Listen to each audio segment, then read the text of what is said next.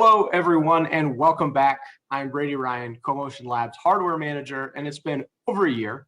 We're back with another Fundamentals for Hardware Startups event series. If you joined us before, you know that CoMotion Labs is University of Washington's effort around startup incubation.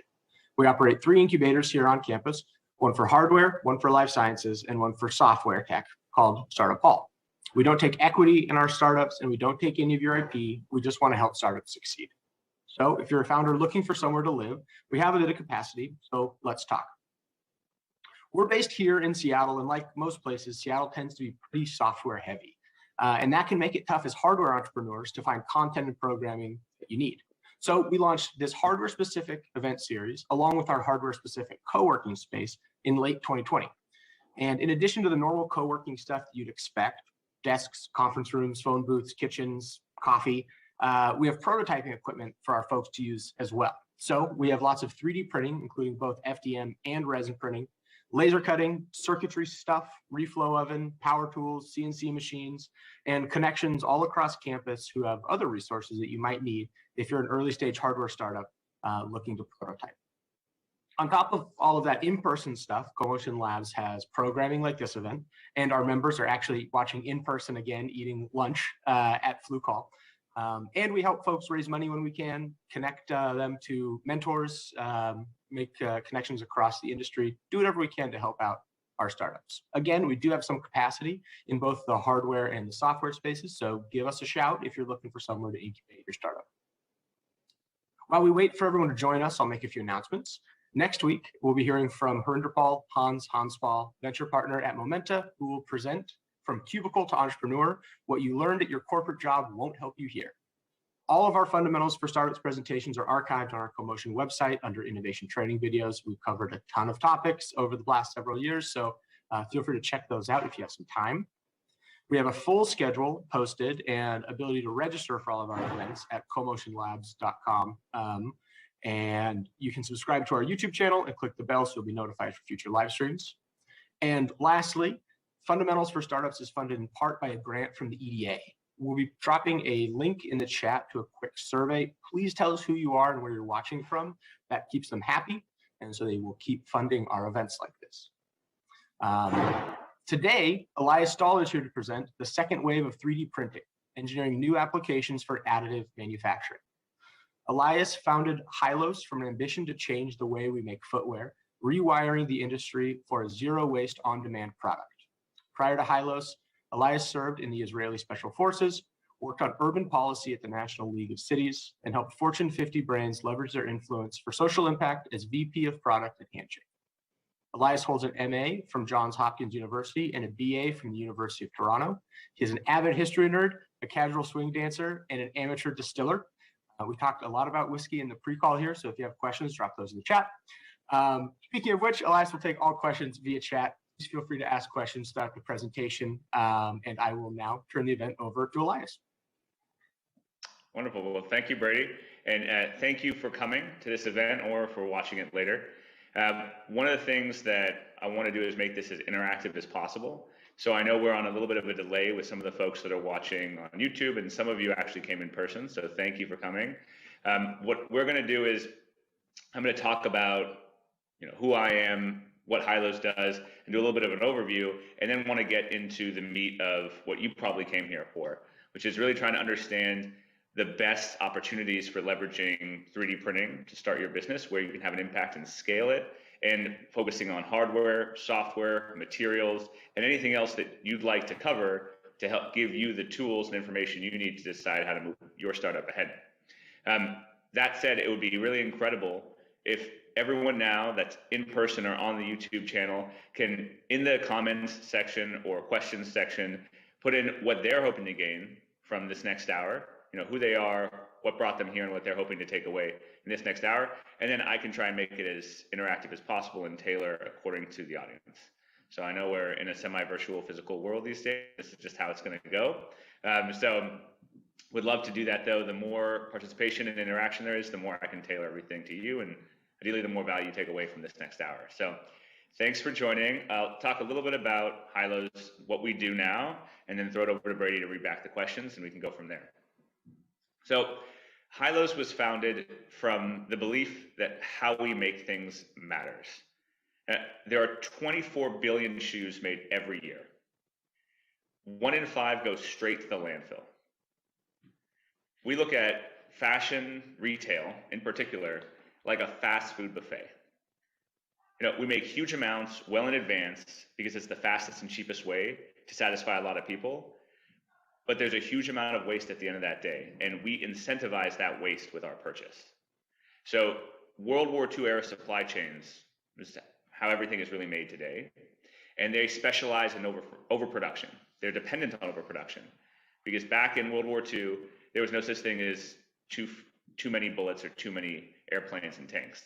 The problem is that these supply chains are focusing around volume and cost, not around efficiency, creating what's needed when it's needed and getting it as close to the person as possible. And this is particularly the case in long tail, high mix, low volume product categories. I'm going to come back to that point. Long tail, high mix, low volume product categories like apparel, like footwear. Think about any category where there's a lot of SKUs, tends to have a huge amount of overproduction because no one really knows who's going to buy what when. So as a result, in apparel, there's about a 35 to 40% rate of overproduction. In footwear, it's a little lower, but it's still 20% on a good day, meaning brands that are trying to become more sustainable are still spending $20 billion every year making shoes that no one will ever buy.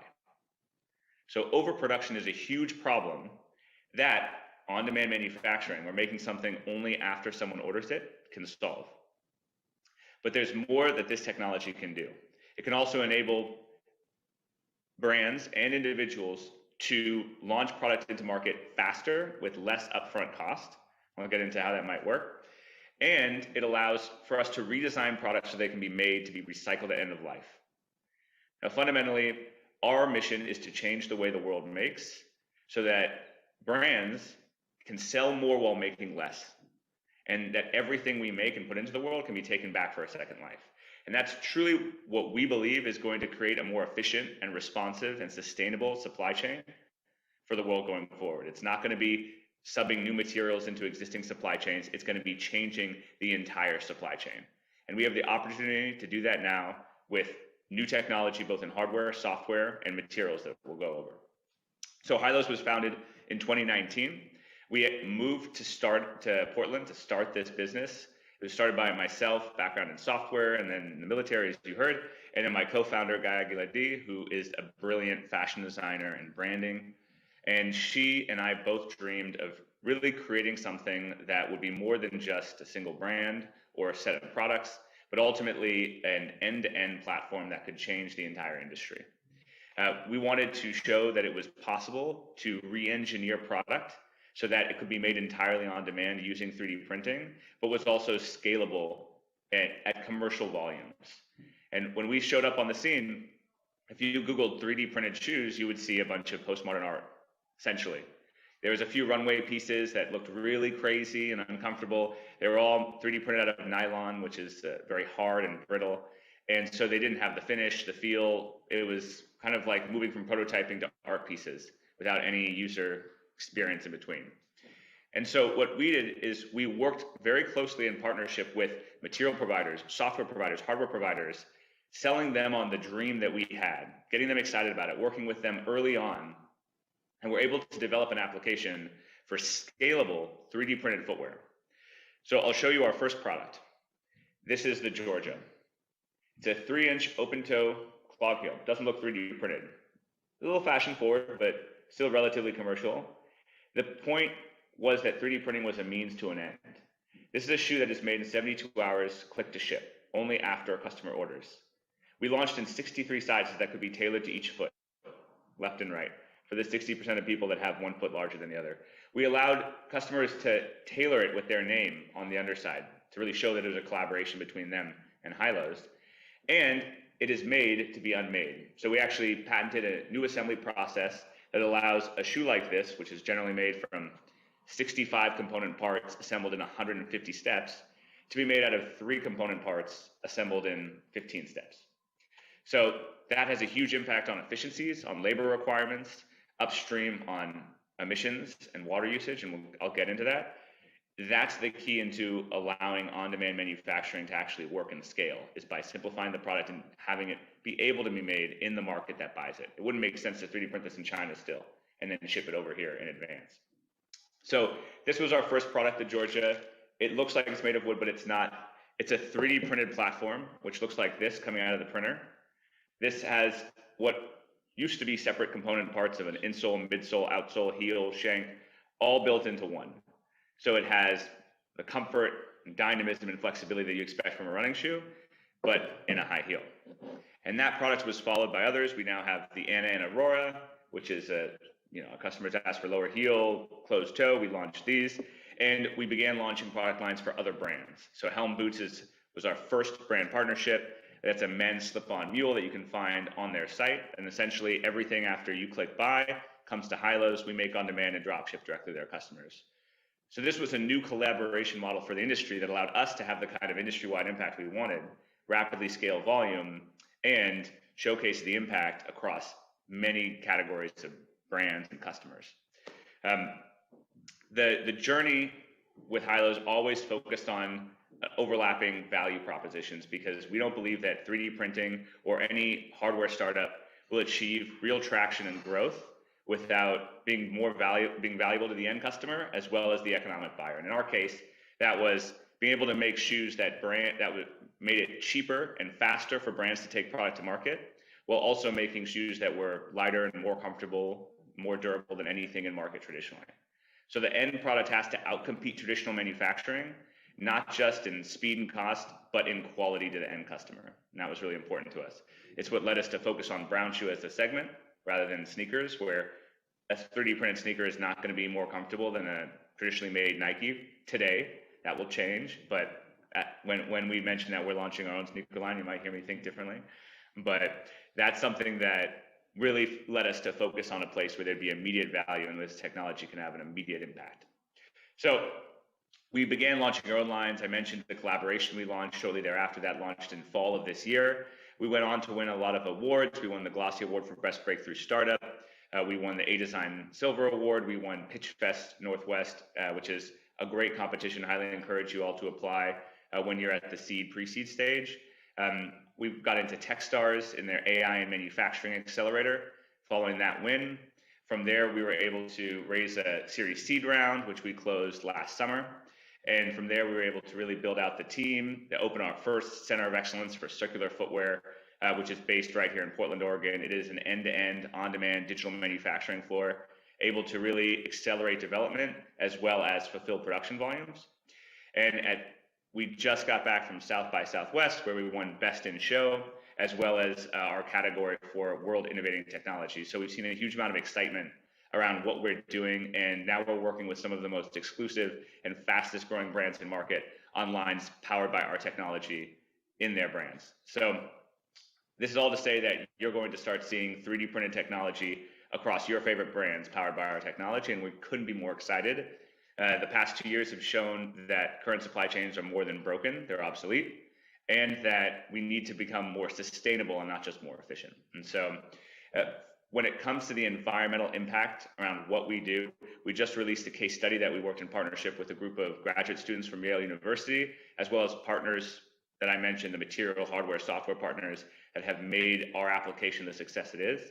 And you can find it on our website in the sustainability section. It showed us where the real value of on-demand manufacturing, of part reduction, and of recycling come to play and how they measure up against each other.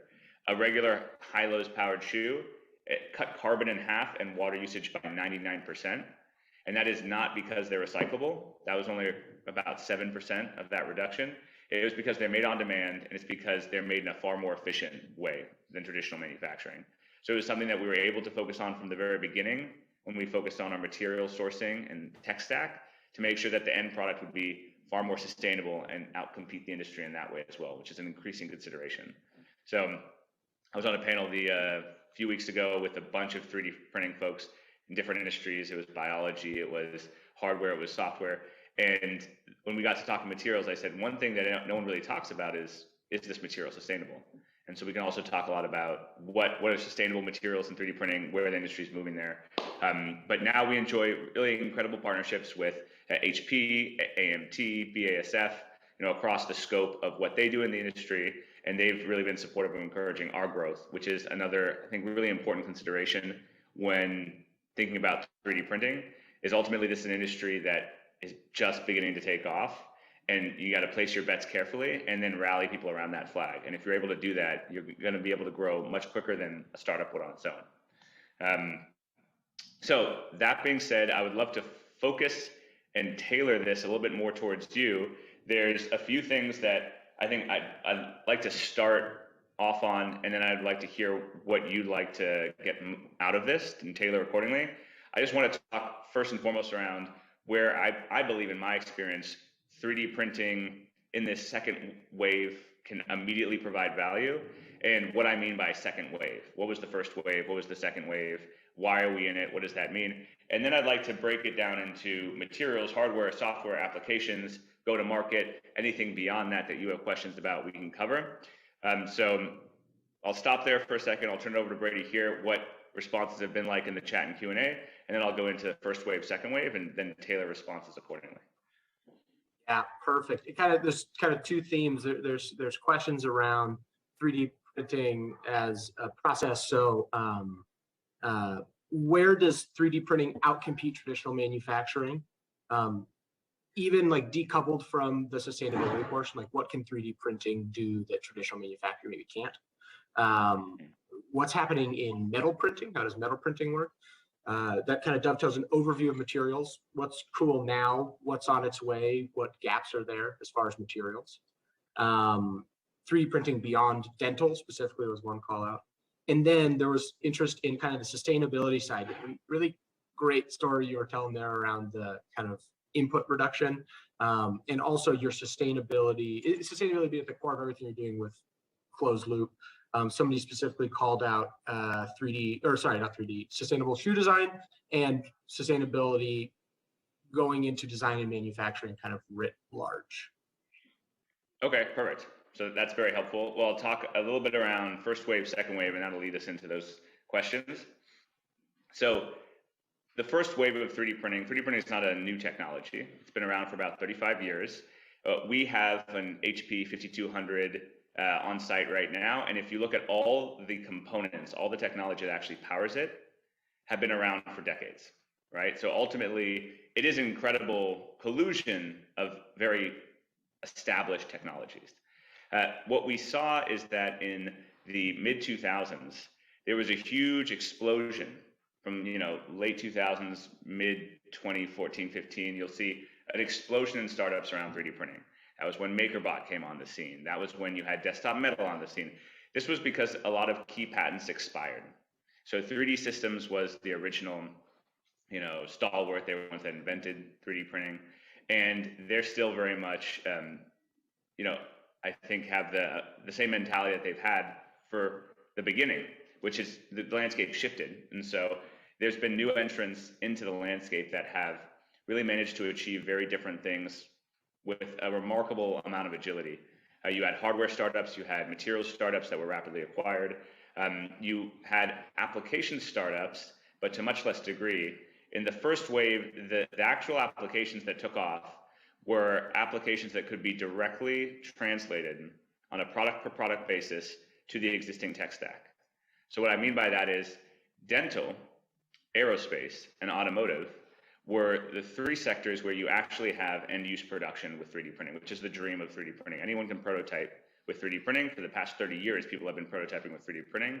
It's gotten cheaper, it's gotten faster, but prototyping only does so much. And 3D printing, to really become a supply chain that can even compete with traditional manufacturing, has to move to end-use production, be them component parts or entire products.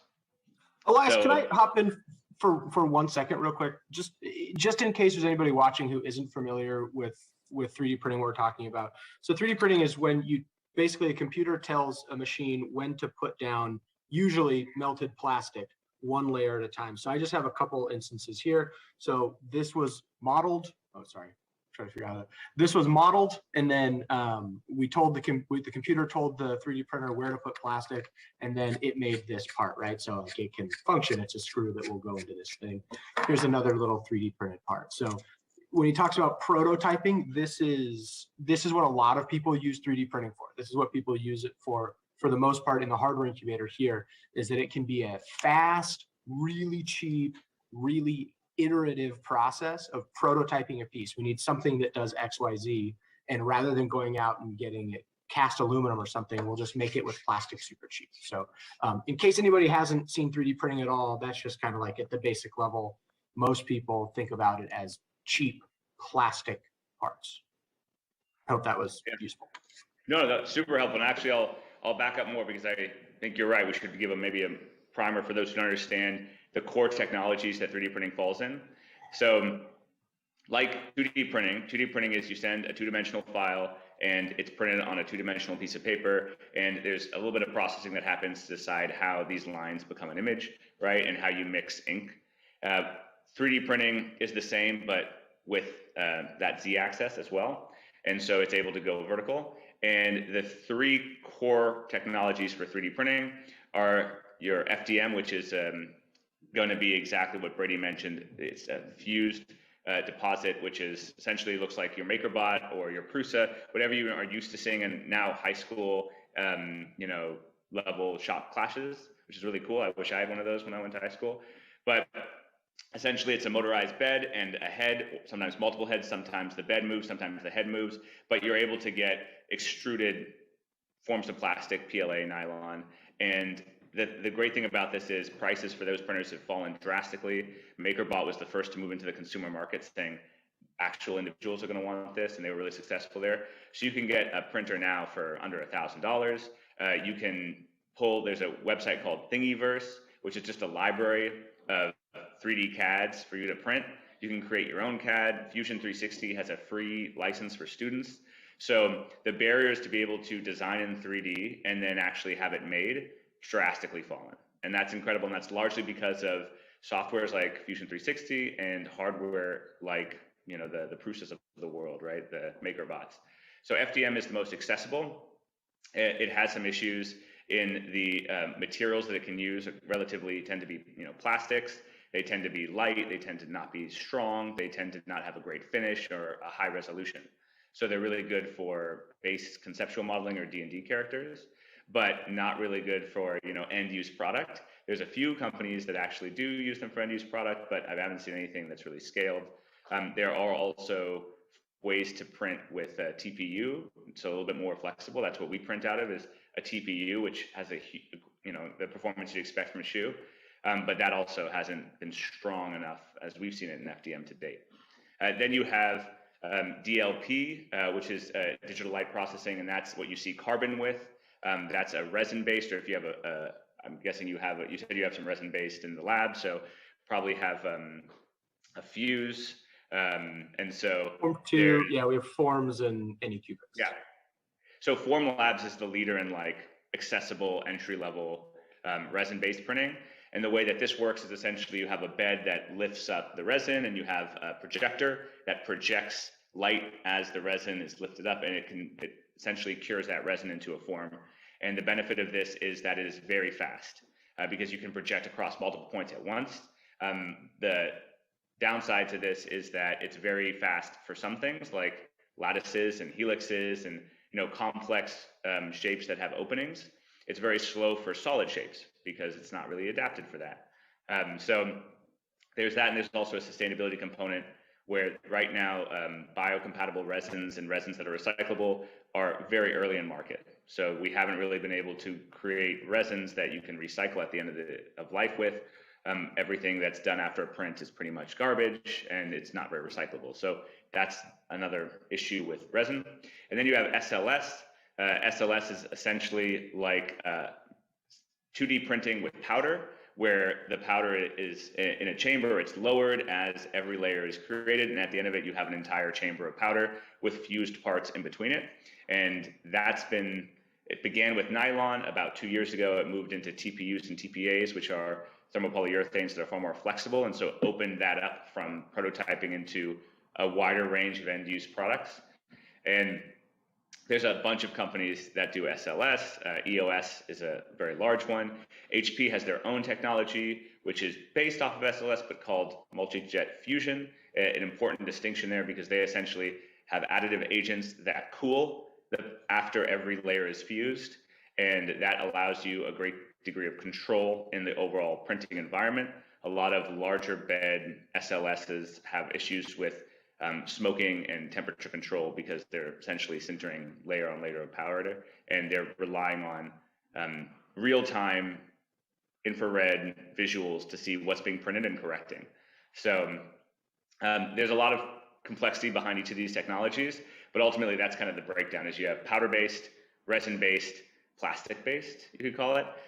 FDM, great for certain things. DLP, great for certain things. SLS, great for certain things. And so understanding those tech stacks, who the big operators are in each of them, what materials are available, will also help you define who you want to work with for a given application or end use, and also what the biggest opportunities are. And I didn't talk about metal printing. I know that was a question.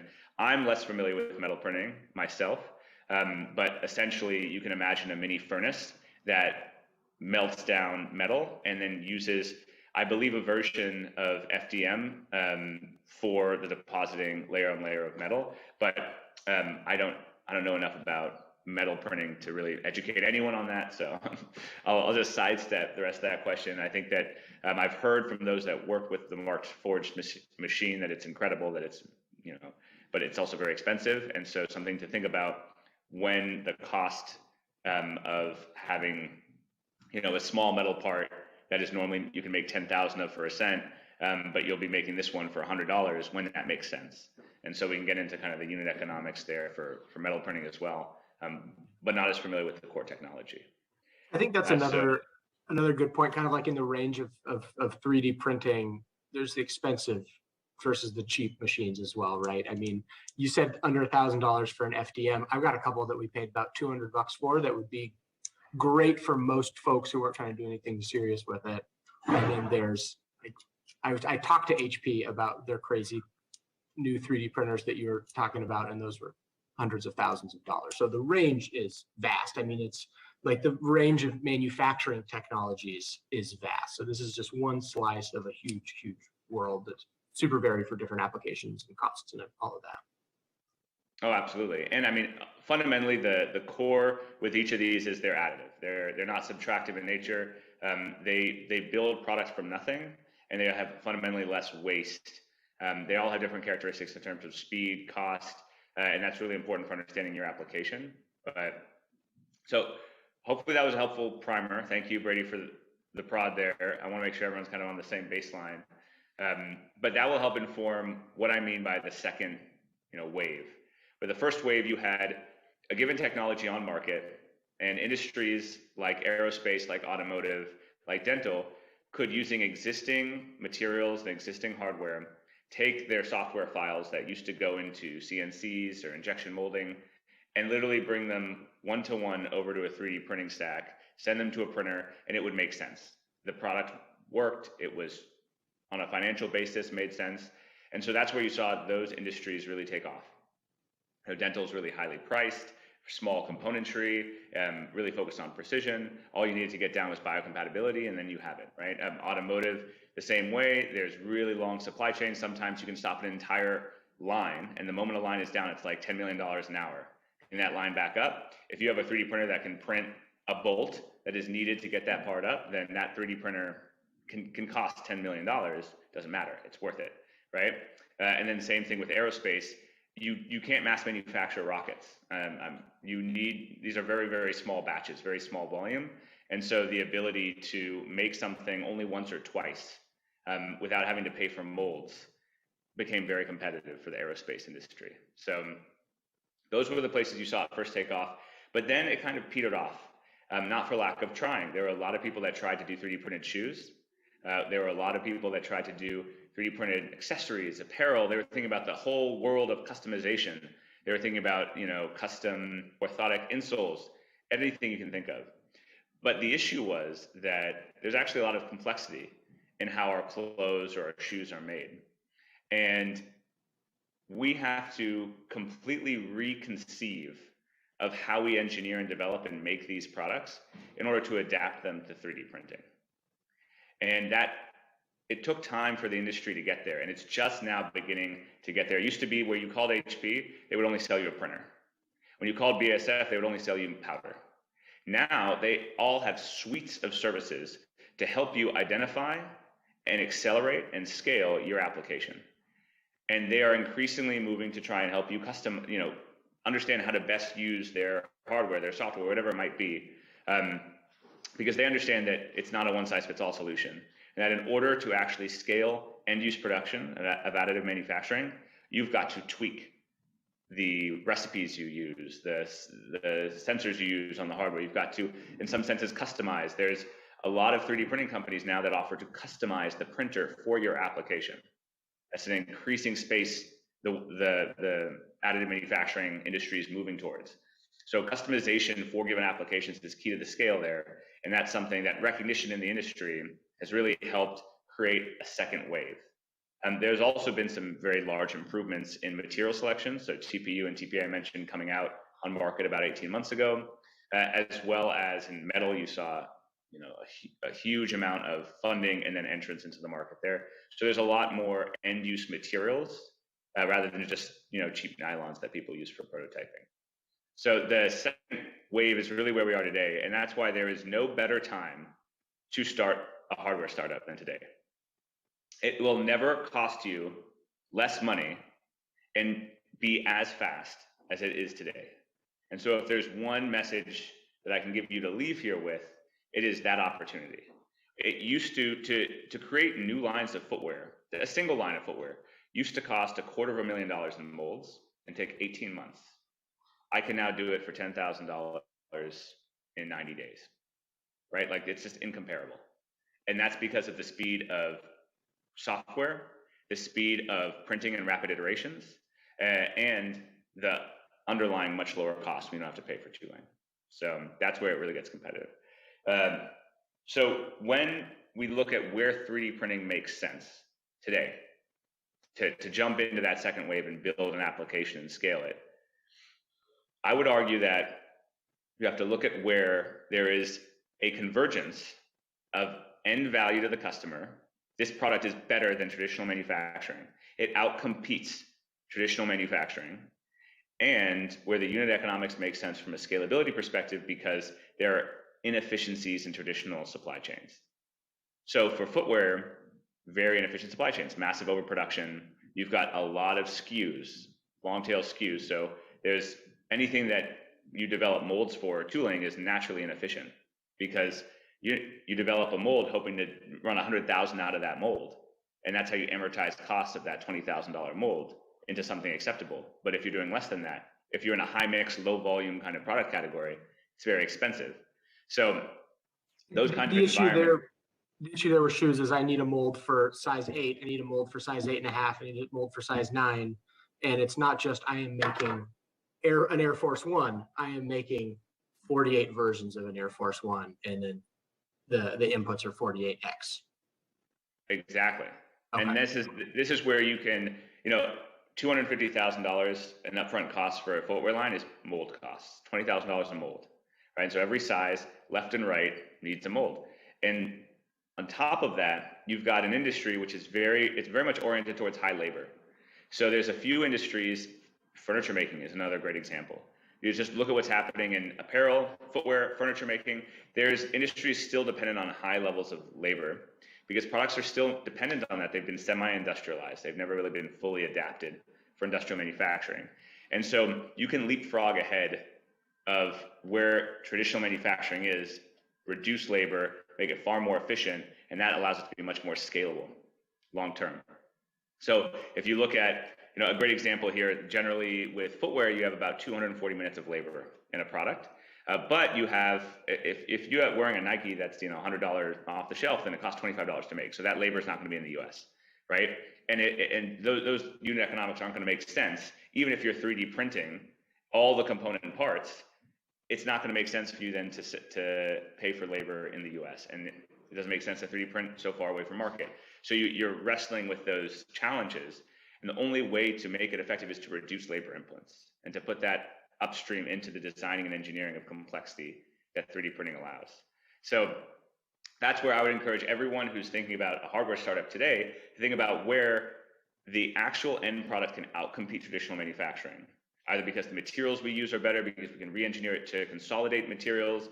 The natural thing why a customer experiences our shoes is better is simply that we have, rather than a urethane foam glued to a piece of leather, cork, or wood, which is generally how most shoes are, we've got a TPU, which is what is in a running shoe's midsole, and then this woven mesh lattice that feels completely different from traditional manufacturing.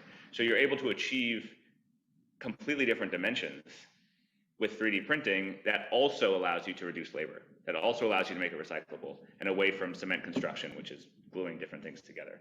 So no foams at all in the shoes right now? No foams. Interesting. Yeah, and only, so the Georgia is lasted without any glue. So this upper is lasted through internal channels that would be impossible to make using traditional manufacturing. And then out through a hole here, so that when you're done, you can clip it, we can disassemble and recycle each part. Another question somebody had about the shoe specifically is, how do you control stiffness? Is that part of the design? Is that something you can change? I want the shoe to be a stiffness index of 10 rather than 7. So there's three levers to pull there. The first is just the material selection. So you have to choose a material that's relatively adaptable to everything you want. We wanted a material that was soft enough to be an insole, but strong enough to be an outsole. So it has to accompany that range. Then you have a huge amount of freedom in engineering, how you design things. So designing the different beams or the mesh that you're using for an infill versus internal geometries in the shoe itself for resilience, rebound, things like that. You can do in a way that you couldn't do with traditional manufacturing. Yeah. And then many printer systems actually have the ability to tailor heat by layer, so that you can actually have a little hotter on one layer, a little cooler on another, and that also affects the material. So we're getting to a place where you've got customization across the board. Wow. I didn't know that there was anything that was doing layer by layer heat changes. Yeah, absolutely. And so that's more in the SLS world. I don't think there's anything in the FDM world that does that, but I wouldn't be surprised if FDM tends to be very, one shot, whatever works for that material is going to work across the build. Yeah.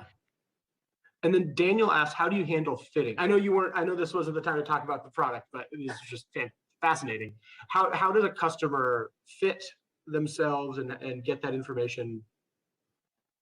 So this was something early on we dreamed of. Oh, well, there's so much value we can get from making shoes on demand. We can, like I said, we can tailor to each size. We can even scan your foot and make it custom size. We can have you personalize the design. We don't hold inventory. We can give all the options to the customer. The problem was that this was way overly ambitious, expected a huge amount from the customer, and it introduced a lot of friction. Ultimately, when you go buy a pair of shoes, you want a pair of shoes in the size you are that looks good and feels good. And a very small part of the market actually wants to design their own shoe or wants to customize it to their feet. And so we didn't want to introduce all this friction up front. We said we're doing a lot of new stuff already.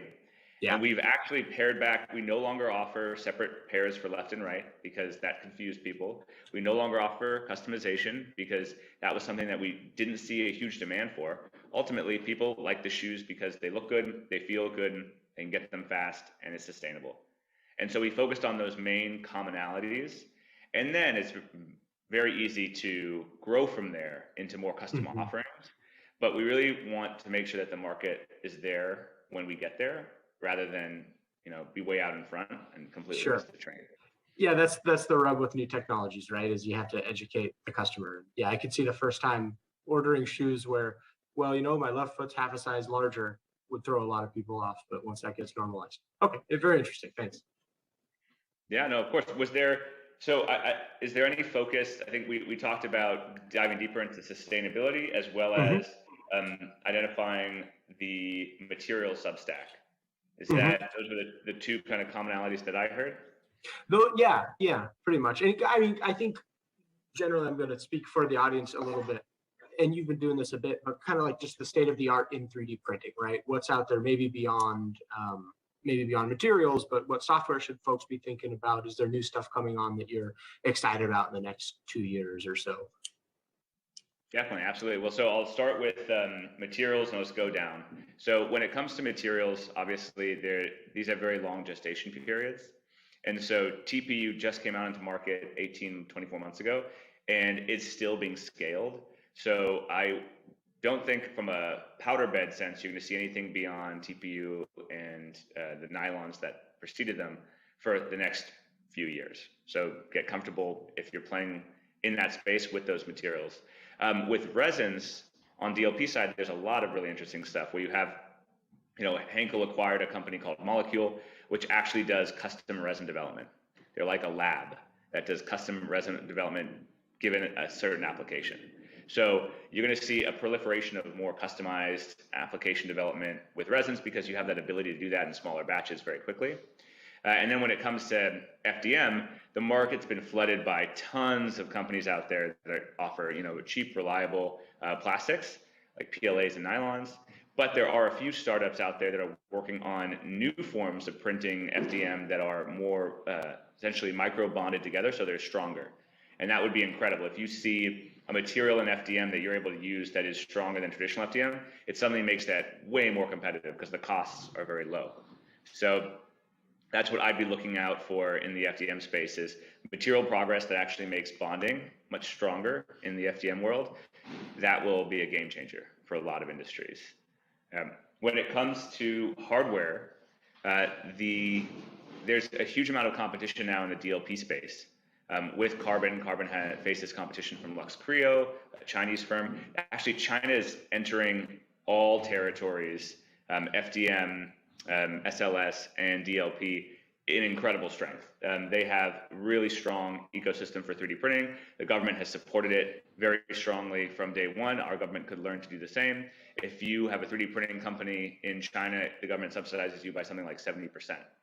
So as a result, they have a huge proliferation of technologies that are very competitive from a hardware standpoint, and often they are faster. The problem is that what I would be worried about moving to a Chinese partner is if I need to get it serviced or grow in terms of volume and buy more, 2 years from now will I still be able to use that machine, right? We just do not have the relations I wished we did where that was as dependable as it used to be. So, and there's also quite a bit of tariffs now over those. So there are some really incredible Chinese technologies. Sometimes it works out to import them, but I personally have eschewed building everything off of just the Chinese tech stack because I don't know that we'll be there 2 or 3 years from now in the same level of access as today.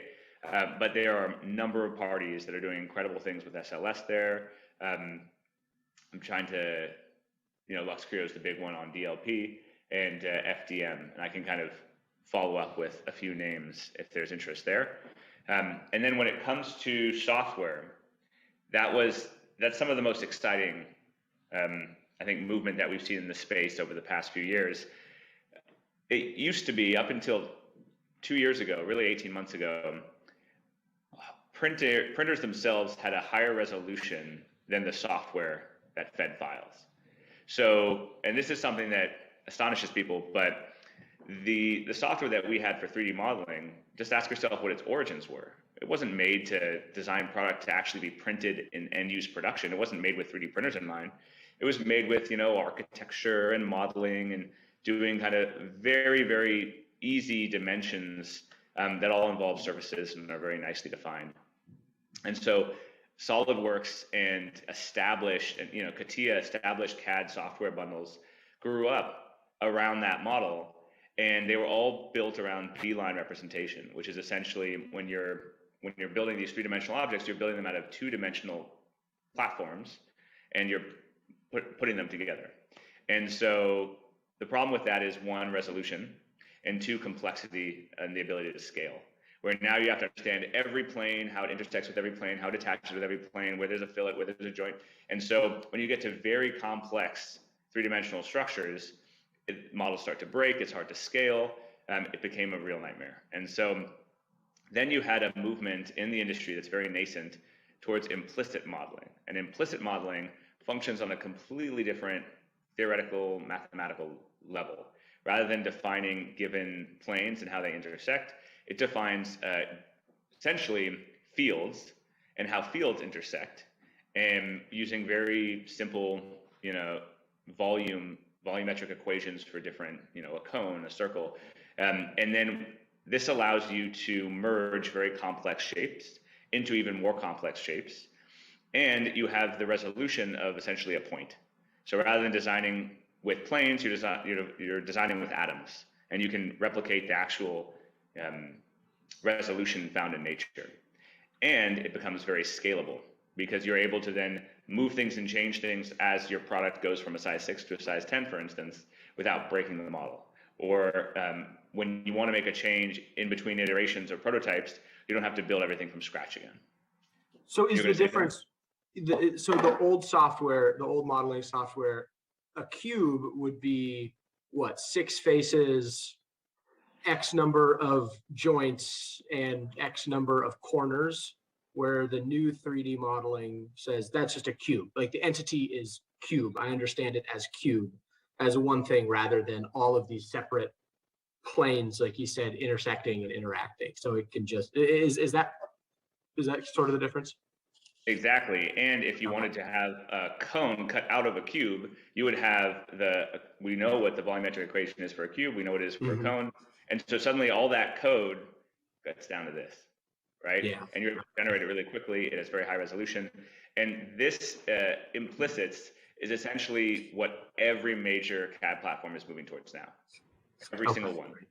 So Autodesk, Onshape, you name it, they're all moving towards it. There's new entrants to the market as well. And Topology is probably the most well known. They began with generative design tools for essentially infilling, and then now merging shapes, and eventually the complete design of shapes. So this is still very nascent. It's used kind of like an overlayer of traditional CAD modeling to date. But eventually, if I now was in school, I would be learning how to design in implicits from day one, because that's going to be the language for the future of digital product. More question on the software side from Professor Jeff Lipton at UW. And if you don't know him, by the way, for everybody listening, Dr. Lipton is a professor here, and he runs a group called the Foundry, which is, I think of it as essentially a 3D printing center of excellence at UW. He knows a ton about 3D printing methodologies. He asks, what tools are not currently digitally controllable that you need? And then potentially is rephrasing that, saying, how do software tools limit your ability to generate designs? How do software tools lead our ability? Limit. I think what's missing. Well, first off, thanks for even condescending to join us with such a, I love that you're here. Thank you. I hope that, I'm sure everything I've said has just been repetitive and you already know it, but yeah, I think that one of the big limitations that we found is interoperability among CAD stacks. So, Rhino is great for very conceptual design. Onshape or SolidWorks is great for parametric design. And you have programs like Topology that should be very good at bringing them together, merging them, and creating an output. But ultimately, there's always a human hand that has to exist within the interoperability of these stacks, and something always goes wrong when you're merging them. And so you either have to build within one stack, or you have to find solutions that are scalable across different design applications for bringing them all together across stacks. And so that's where we really focus now. But we haven't seen a lot of progress to date. Everything is still nascent. Implicits aren't where they should be, in my opinion, or where they're marketed. Even though you can go and see some really cool tutorials, like just check out Topology's site. What they're able to do is really incredible. But scaling that in a kind of end-use production environment, very difficult, because you've got, on our site alone, we've got 1,600 SKUs. And so the ability to take a single model and make it into 60 SKUs, change that single digital file, that digital twin, and have that change replicated in the right way across all 60 SKUs, very difficult. I think you've got to develop that model with that imprint in it so that it knows what should change and what shouldn't. But it's very difficult to build it in one software, to build out, let's say, an Onshape or in SolidWorks, and then to have it imported into Topology and have everything read one for one. So that's where we see a huge pain point that no one's really thinking about. This question that I have, it's probably not this simple, but it seems to me like, well, somebody should just make a CAD program that does it all. I mean, is that impossible? I mean, do we need programs that run one way versus another that will, does that make any sense? I mean, we have this conversation with electronic health records, for instance. Interoperability is the word we use for that too, which is we have Epic, we have Cerner, they don't talk to each other. Well, somebody should just blow it up and make a brand new one that works across the board. And for some reason, healthcare people tell me that won't work. Is that the issue with modeling as well? It won't ever work to have somebody create the ultimate one final modeling software because it needs, you know what I'm saying? Well, I mean, I think that whenever you generalize, if you try and do everything right, then sometimes you can't do anything right. Mm-hmm. And this is kind of the American approach in life. Is a Swiss Army knife really a good knife? I wouldn't use it as a knife. So I think that might be one reason why you're seeing some programs very good at, like Grasshopper is really good at what it does, right? And it's specialty built around that, and someone can really build their own modules in it and their own SDKs, and it's very scalable for a certain set of designers used to working in Rhino, right? The one ring to rule them all, I don't know if that will ever make sense. But again, this is, if we were to be actually coded implicits, then I believe you could build a completely specialized implicit substack within, and it would be essentially cross-compatible with any different program. And that's the really fun part there. It's the same with what's happening with like moving away from STLs. You're seeing this huge shift away from STLs because they're less efficient. And implicits and the movement towards 3MF files are very code-dependent. And so there's better CAD that's being made faster, inputted it into essentially slice files that can be sent straight to a printer. And so speed and resolution and the amount of data it takes to build very complex, files and send them to a printer is getting better and faster every day, but it's still early days. A lot of programs still don't accept 3MFs. It's still difficult to output 3MF from a lot of CAD programs. So the two are codependent, and that's probably why you're seeing some hesitancy and a larger adoption. Daniel just asked, what is the state of open source support for 3D printing? Free CAD, question mark? I don't know if that sounds like that might be a software program. He says, I can imagine this is divided between driver support and workflows unique to 3D printing. Should I say that again? I did not understand your question. Well, it's interesting. I think because this is something that we saw at the early days of the pandemic. You remember? There was a huge need for PPEs and masks, and suddenly an individual designer was designing something. It was printed by someone else. They added some changes. It was updated. That was then accepted as like the best version, and then it was printed by a bunch of different individual printing partners across the country. And so you saw this kind of bottom-up innovation. That's what you're used to seeing in software, where you can take someone else's code, make it better, and then that becomes the dominant code, right? And so there's this kind of evolutionary basis to it that we saw with, the early days of the pandemic with very simple objects. I think that is such an interesting and exciting hoped-for future for what additive manufacturing can provide, where ultimately if application providers like us are successful, the threshold, the barriers to entry for being a brand and making and selling product lower drastically. Between someone like us and Shopify and 10 grand, you're off with your own footwear line, right? Like that could never happen before. And so the individuals will become creators and brands in a way that we haven't seen to date. And when that happens, there's naturally going to be new forms of collaboration as a result. And the ability for someone to say, hey, I saw your product, I took it and I made it better. Here's a better version of your product. I'll sell it to you, or we can work together on it. I think that's a really exciting future. The problem that we face today is that, it takes a couple million in upfront costs to then be able to print, post-process, assemble everything that we do with our product lines. And so with a simple, PPE, you can do that because everyone has an FDM at home. But either the costs have to come down, or the sophistication of the end product has to come down for it to really be mass. When it comes to the people that I know that specialize in implicits or in, MJF for TPU, I can count them on, two hands. It's just still very early days. And so my hope is that as it becomes more mainstream, there's a larger community, an ecosystem to draw from. Just like you have a huge amount of people that can code, there'll, Java, it's very easy to find someone to make better, Java code for you, right? It's an established language. And so once you can have one established language and a bunch of people actively invested in learning it and collaborating, I think that would be a really exciting future. I just think that we're still very early in terms of just adoption. Sure. We got about 5 minutes left. I just want to make sure that you get through everything you want to get through. We've been keeping up on the chats on the sidebar. But yeah, if there's stuff that you were hoping to get to, we're running out of time. No, I mean, I know we wanted to leave the last 20 minutes for Q&A, and we did that. So thank you. And I'm glad that this attracted interest, even from people established in the industry. That's really exciting. So thank you all for coming. I guess I will leave with one thought, unless there's any other questions, Brady, that you're seeing coming up on the chat.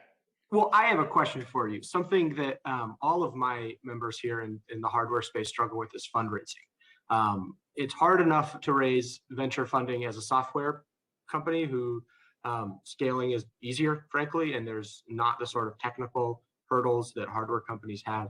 Did you raise funds? How did that go? Any advice for folks trying to raise money for their hardware startup? I know that's something that's near and dear to a lot of people's hearts here. Definitely. So, I mean, fundraising is always hard, but I think at the end of the day, you have to know that there's only so many good companies out there. And if your company is really one of them, then you should be proud of that and know that despite all the no's, you're going to find the right investor, because there's a lot of investors out there. Everyone's dollar is green. There's only one that's really the right one for you. We raised, so we have raised venture capital, and it's always difficult. It always takes longer than you think. But ultimately, one of the things that I think we articulated very clearly, and that was very important, is a story with a why. Why does the world need you? Why are you here? And if you truly have a strong why and you believe in it, I think that conveys a lot, a sense of conviction. And then the second thing is really around scalability. And I would argue that a digital manufacturing, additive manufacturing startup today with the right focus and the right defensibility is far more scalable than a software startup. People get, I think, enamored with 90%, 80% gross margins on software startups. But then they forget what the actual beneath the line costs are of having more and more coders and engineers that are super expensive.